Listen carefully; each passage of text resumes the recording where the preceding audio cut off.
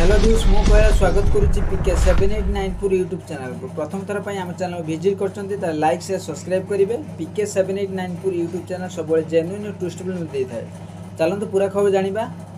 E KYC बंद करने को दाबी।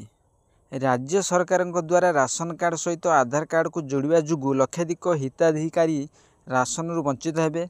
लोकशक्ति अभियान सभापति प्रफुल्ल सामंतरा और ओडिशा खाद्य अधिकार अभियान समीर पंडा लोहिया एकाडेमी ठारे आयोजित सांबादिक सम्मेलन में यही अभियोग आनी। 2022 एप्रिल 13 प्रफुल्ल सामंतरा जनस्वार्थ मामला शुणाणी चली बेले हाईकोर्ट निर्देश देते जे आधार कार्ड नथिबा व्यक्ति राशन वंचित करा सेतेबेले बीजेडी सरकार तरफ सत्यपाठ जरिया एपरी हेब नाही बोली कोर्ट को कहुला। प्रत्येक जिला और प्रशासन राशन कार्ड सह आधार कार्ड न जोड़ापी सरकार निर्देश देथिबा कहुला। सेमाने अभियोग करिसेंति जे समस्त राशन कार्डधारी बाध्यतामूलक ई केवाईसी ओडिशा हाईकोर्ट आदेश को उल्लंघन करुच्ची।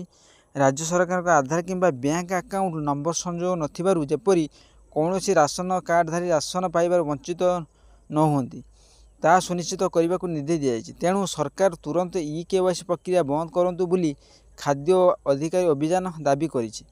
2021 जनगणना करिवार भारत सरकार विफल होइतिबारु सरकार तुरंत जातीय खाद्य सुरक्षा आईन परिसर बाद पड़िथिबा समस्त राशन कार्ड प्रदान करिया उचित एवं ई श्रम कार्ड थिबा किंतु राशन कार्ड नथिबा लोकों को राशन कार्ड प्रदान करने को सुप्रीम कोर्ट को निर्देश कार्यकारी करिया उचित बोली सेमान कहिसेंति। आशा करी वीडियो भल लगे लाइक शेयर सब्सक्राइब करिए बेल आइकन दबाइबे।